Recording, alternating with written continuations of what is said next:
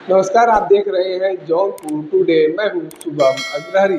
साथियों, जैसा आप सभी को पता है कि भारत और पाकिस्तान के बीच जो तनावजनक स्थितियां बनी हुई थी, जो युद्ध का माहौल बना हुआ था, वह अब शांत हो चुका है।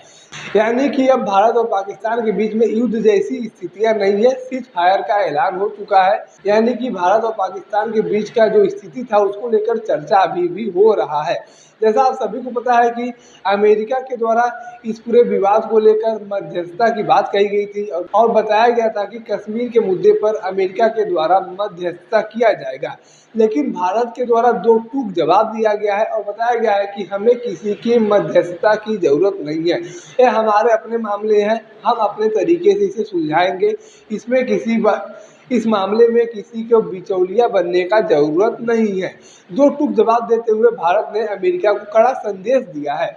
साथ ही साथ आपको बता दें कि भारत के द्वारा इस बात का भी जिक्र किया गया है कि अगर पाकिस्तान भारत के साथ रिश्ता सुधारना चाहता है, भारत के साथ बातचीत करना चाहता है, तो सबसे पहले उसे पीओके छोड़ना होगा। यानी कि पाकिस्तान ऑक्युपाइड कश्मीर जो है वह भारत को सौंपना होगा, उसके बाद ही बातचीत हो पाना संभव है। साथ ही साथ भारत के द्वारा बताया गया कि उन आतंकियों को भी भारत के हवाले करना पड़ेगा जिन आतंकियों के द्वारा भारत में अक्सर हमले कराए जाते हैं, अक्सर बड़े बड़े घटनाओं को अंजाम दिया जाता है।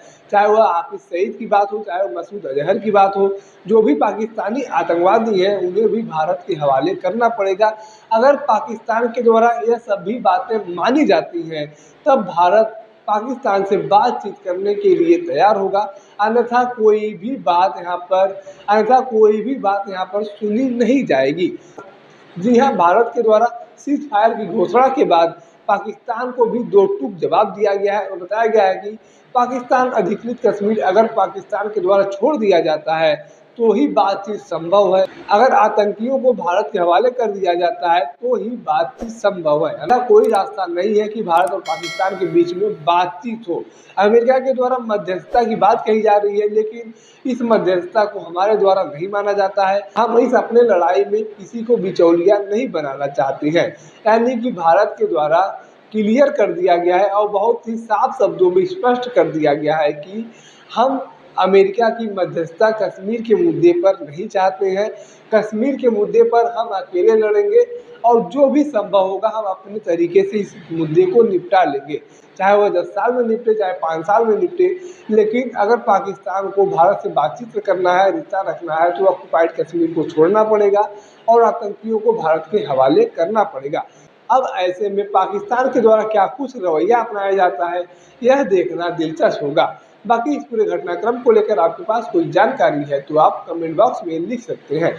अगर आप वीडियो को फेसबुक पर देख रहे हैं तो पेज को फॉलो करें, यूट्यूब पर देख रहे हैं तो चैनल को सब्सक्राइब करना ना भूलें। साथ ही साथ आप हमारे चैनल को इंस्टाग्राम और ट्विटर पर भी फॉलो कर सकते हैं। धन्यवाद।